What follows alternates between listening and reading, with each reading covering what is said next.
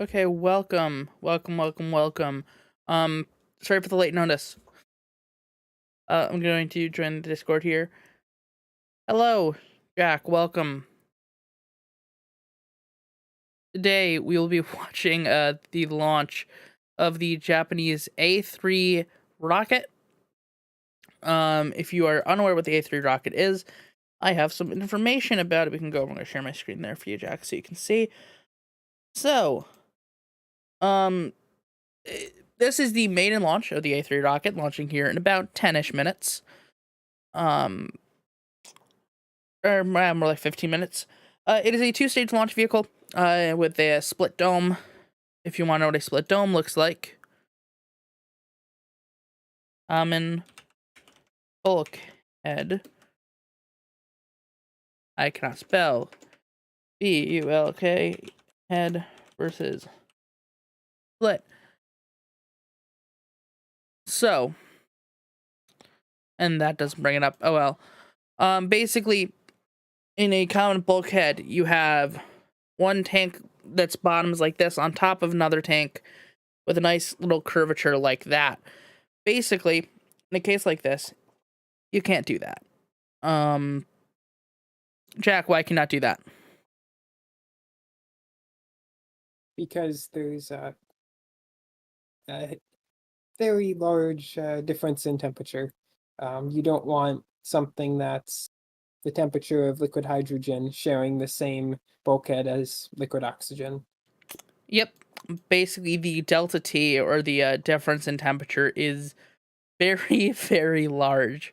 Either Um, one would freeze or one would vaporize and overpressurize the tank. Look at that. They're censoring their mechanism in which they mount. Really, is that worth censoring the mechanism in which you close your box? Okay. Better be safe than sorry. Okay, so the H2, its predecessor, was a rocket that's been flying now for close to 15-ish years. In about 2013, Falcon 9 emerged onto the market before it was even reusable. And basically, Japan was like, shoot, we cannot keep doing this. There's too little demand, and the H2 is not powerful enough, or is not cheap enough to supply that demand. So they started to work on a low-cost launch vehicle that is equivalent to the Falcon 9 in price range. And that is this, the H3 rocket. So the H3 rocket started work in about 2013. The price was lowered via mass production and some other techniques, which we'll get into in a moment. The stage 1 engines are the LE7A engine, which is Actually, they are the LE9 engines for that's the this second vehicle. stage. I'm You think? receiving contradictory information. Well, the LE7, from what I've seen, is a staged combustion cycle engine that powers the first stage, with the LE9A engines being used in the second stage, that being an expander bleed cycle.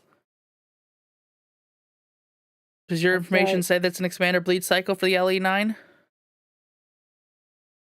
That could be wrong, and they could be yes. using a modified LE5 for the second stage. Let's go with what you say. As Okay. long as we agree you can have 0, 2, or 4 strap-on Okay, wait, SOBs. let me get to that. Let me get to that. uh, okay, so I want to go over the naming system. Do you have the naming system in front of you? Yes. You have Okay. H3, number representing main engines, second number representing boosters, and then either an L or an H representing a short or long, I'm sorry, S or L for a short or long payload fairing. That is exactly correct. So they basically, with the number of engines, they have a 2 or a 3. Today is a 2-2S for a 2 engines, 2 strap-on boosters, and a shorter payload fairing. The reason that you can have up to 3 engines is basically solid motors can be a bit expensive. So they actually found it more economical to have a variant that is 3 engines, which has just a little bit more lift-off thrust than the normal one, then have to do a 2 engine, or a 2 engine, 2 solid motor one. So it fits a little bit of a smaller niche market, but they now have the ability to kind of corner that. So it's very similar to the Atlas and the Delta in having a interesting naming scheme to go along with it. The overall price, according to Mitsubishi Heavy Industries, is roughly $50 million, which is crazy. This rocket can do 4 tons of geostationary transfer orbit, which is not bad. Not bad by any means. Do you have information on the future of this vehicle regarding what it's going to be sending and where to? I don't. Okay, so being kind of vague there because this is eventually going to be launching the HTV-X, which is basically the HTV, if you are unaware, was a cargo resupply launch vehicle that was launched on the H-2B. Oh, look at that simulation there. It was launched on the H-2B rocket back in the day, the National Space Station. They're reviving that, launching it on this and calling it the H-2X for, I believe, expanded. It's a little bit bigger and weighs a bit more. And then they will also be launching the XG, with G stands for Gateway, to NASA's Lunar Gateway, Lunar Outpost. That one's interesting because they don't have the performance to launch it. And JAXA and Mitsubishi Heavy Industries, the people who make the vehicle, give contradictory information as to how they're going to be launching it. You can see that second stage there, by the way. Give those comparisons to the Delta 4. It really does look a lot like the DCSS, does it not? It does. That's exactly what I thought. It looks almost exactly like the Delta cryogenic second stage. Actually, I guess also very there's only similar. so many ways you can do an efficient hydrogen upper stage. Exactly. I mean, you basically have Centaur or DCSS. um, or EUS if you want to get into super. That is a potato. Wow. If you show me that and said that this is footage from like 1990, I'd be like, wow, yeah, that's decent think they're footage for just 1990. looks like they're just using the security footage. Yeah, probably.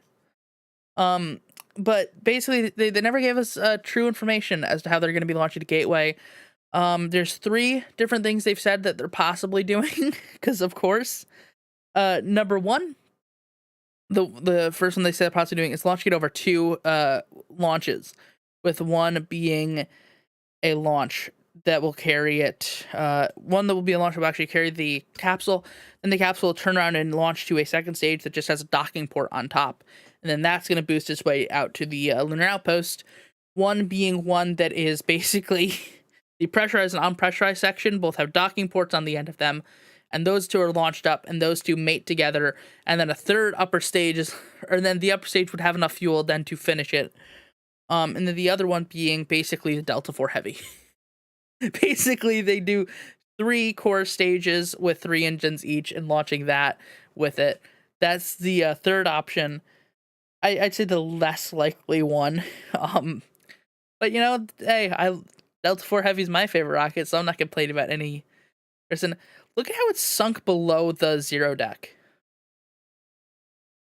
That is interesting. I'm surprised the shockwave from the uh, ignition of the engines doesn't bounce off of that and damage the vehicle. Yeah, X minus. I don't think I've ever seen X minus before. Also, they're getting some faulty data there. Look at that. Oh no, it's just swaying. Do you see that? Yes. Oh wow, Is it? did their altimeter just like drop 100? Okay, cool. I'm gonna assume that's within family. And a known thing. That like their data can be plus or minus. Whatever. Um, yeah, I want to talk a little bit more about that upper stage engine being an expander bleed cycle. The expander bleed cycle is the same that's used on the RL-10, which is the most efficient rocket engine ever fired. The problem is the RL-10 could not launch this upper stage. Not even close. So this vehicle was scheduled for its maiden launch for the 1st of January 2019. They only finished making the first engine 1 year ago. That's how long this engine was taking them to make. Partially because of how complex it is to make a decently thrust-worthy upper stage with an expander bleed cycle. And That's something I'm interested to see how Stoke Space kind of deals with, because their launch vehicle, though a completely different philosophy from anything like this, also will eventually have to grapple with the issue of being an expander bleed cycle engine. If you don't know what that is, basically to drive the pumps, you drive an impeller through the expansion of heat, through the physical expansion from a liquid form to a gaseous form of the of the exhaust, or not of the exhaust, of the typically the oxygen going in. But the oxygen will go through a line where it somehow gets heated up. Through it heating up, it then turns into a gas, which then pushes it through an impeller, and that impeller is connected through a drive shaft to pumps that drive both the liquid oxygen and, in this case, the liquid hydrogen. How do you start that system?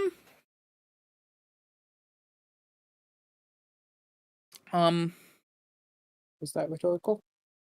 No. I mean, you try giving me an answer. I'm unaware. I'm not gonna Well, I sit here wasn't and really paying attention. I was just coming up with the image I put in the chat. You might be interested in. let's see. The question was, how do you start an expander bleed cycle engine? What is that? That is jaxa with a unlimited budget. The HZ204L.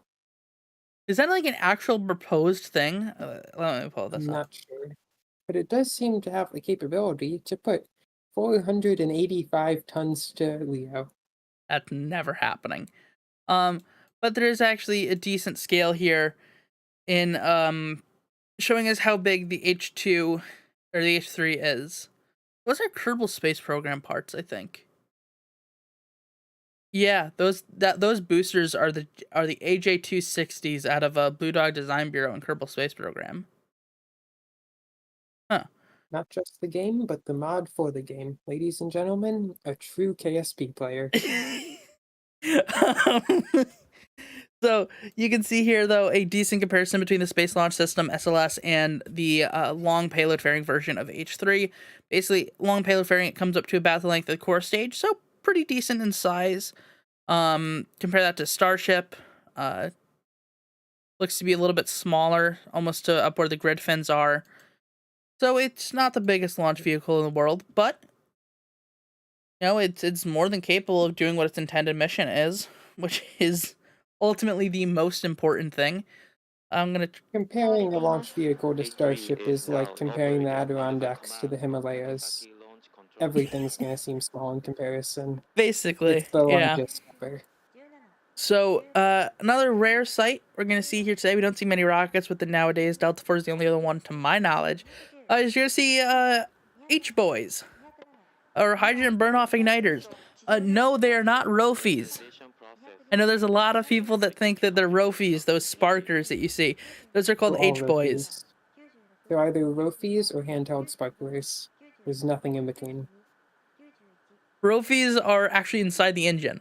I'm not sure if this engine uses them. I've not looked enough into it, but I can say that the RS-68A main engine on the Delta IV Heavy uses Rofies inside the engine, basically to spark and get rid of any excess hydrogen in the engine before they start it.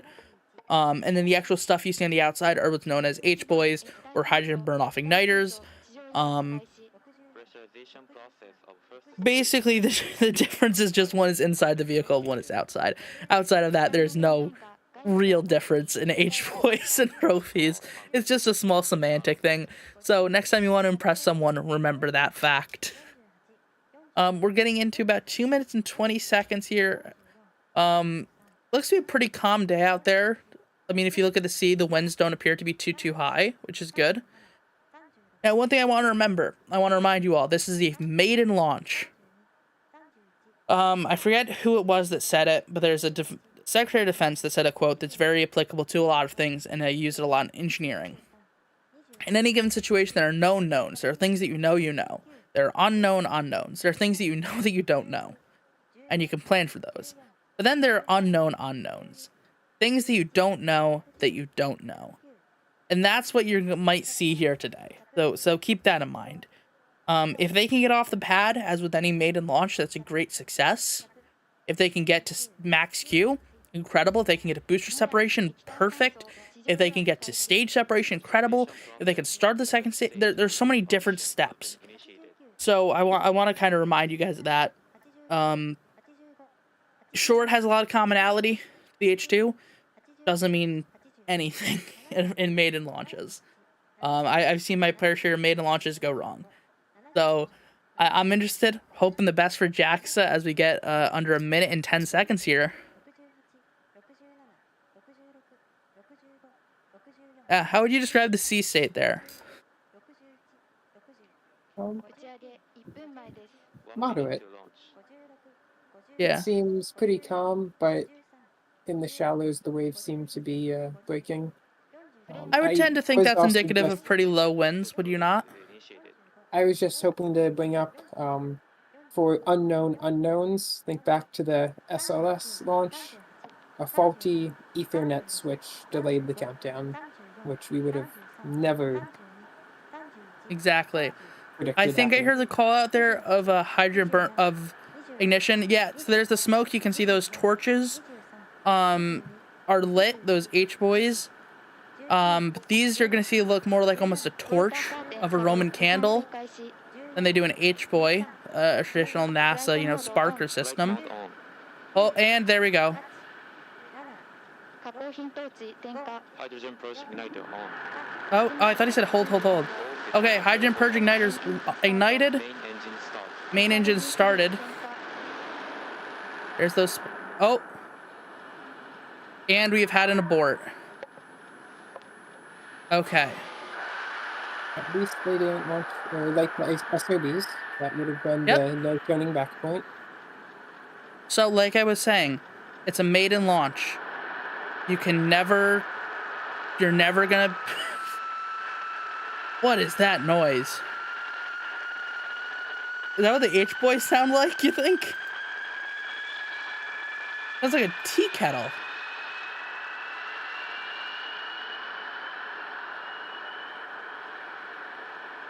Okay, then. Yep, so we've had an abort there. Not too surprising, sadly. Aborts are commonplace, especially in first launches. That's why I gave that little disclaimer beforehand. You'd rather have a good rocket than a rocket that has blown itself up. VUDs are more expensive than... I think I got that backwards. Justin, you finished what I was going to say. You'd rather... An explosion is more expensive than an abort. VUDs. Yes. Yeah. I don't think they can launch again today. I imagine similar to Delta, the H-boys need to be replaced.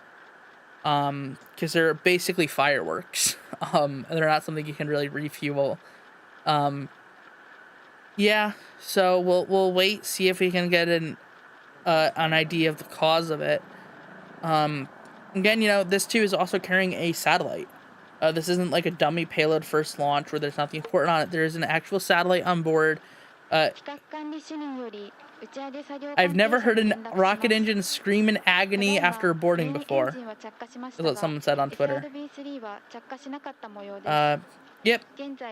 Yeah, I mean, that's fair. Look, I'd rather them have to... From the Takesaki Range Control Center to all launch operators and personnel. We have a report that the main engine was ignited, but the SRBC were not. We are examining the situation. Oh, I can tell the SRBs were not ignited. No offense, but if those SRBs lit, this would be a much different situation. We don't really have much information to go off of. They probably just saw something they didn't like. To all launch operators and personnel. We have a report that the main engine was ignited, but the solid boosters were not. We are now confirming the situation. I think it's just going to keep repeating that. But So it should have been launched, but the H3 launch vehicle still remains in the launch pad, and there was a broadcast. okay, so basically, if I was to speculate here, they probably just, the engines turned themselves on. One of them may have had a hard start. One of them may have been a little out of pressure. One of them maybe didn't synchronize quite right. There's a million different things that could have happened. Ultimately, what's most important, though, is that the vehicle didn't blow itself up. And payload is still there. Yeah, again, I mean, it's a. I'm sorry I'm laughing. I can't get rid of that noise that happened right after the abort. I want to go back a couple minutes to hear that again. That noise was something, wasn't it? I am interested though as to why it's all in English. There's an English commentary to it. Okay. Yeah, there's a But Japanese. especially the Bad Movable Launcher 5, Japan is in English. I don't know. Oh, You can skip that. You can turn the volume up. I've never heard that before. I've probably heard thousands, if not 100,000 of rocket engines ignite and shut down in my life. I don't think I've ever heard that noise being made from one shutting down. Yeah, it looked like the engines, if I were to go back. Oh, not that far. If I were to go back, it looks like maybe we didn't have a fully stable ignition, because at no point does that to me look like a stable plume. Does it to you? From this angle, I can't make that call. I mean, But yeah, it doesn't look like you have if we're to look at your just a clear exhaust. so if we're to look at this hot fire video, right? It never looked like it was stable combustion. There's your torch igniters. Those are amazing. I want one of those. Yeah. Specifically handheld. But like, if you're to see what this engine start procedure looks like, to me it looked nothing more than like this and a shutdown like right about here. It never actually got to the point of being stable combustion like that. Now, I do have a question. Do Yep. hydrogen engines usually take longer to start up than RP1 or Methylex? I think it's just most hydrogen engines are more complex. I think if you were to see a hydrogen pressure fed engine, it'd probably ignite pretty quickly like most pressure feds do. But like this is a closed cycle stage combustion engine, which is fairly complex. So it probably takes a while for it to end up spooling up correctly. Compared to like quick rocket engine spool up like the Merlin. Right, the Merlin takes 2 seconds, but the Merlin is just a gas generator. It is about as simple gets when it comes to rocket engines. You start that explosion and you're at pressure. Whereas something like this, you need to build up the pressure in the multiple chambers to kind of start that chain reaction so one can further pressurize the other and so on until you reach. It is not the easiest process in the world to start a closed cycle stage combustion cycle engine. Closed cycle stage combustion cycle engine. That's... Now, is it more complex than a full flow stage combustion Methylex engine? No, I mean, full flow stage is... I would have said a couple months ago that's the most complex engine in the world. Now I think whatever that hell Stoke Space has been building, I'd probably say that engine is the most advanced. Not unnecessarily complex. Not unnecessarily complex. It does have a very strong purpose towards it that I think if they're successful with, could really revolutionize the small sat industry. Okay, well, since we've had an abort here, I'm gonna end this here. This Sunday, after a week off, where I was trying to figure out how to better the series, we will be doing again spaceflight news, weekly roundup, where I'll cover whatever was the impetus for this abort, along with a bunch of more stories. And no, I will not be covering the balloons. Thank you very much for asking. Till next time, have a good night and goodbye. これをもちまして本日の H3 ロケット試験機1号機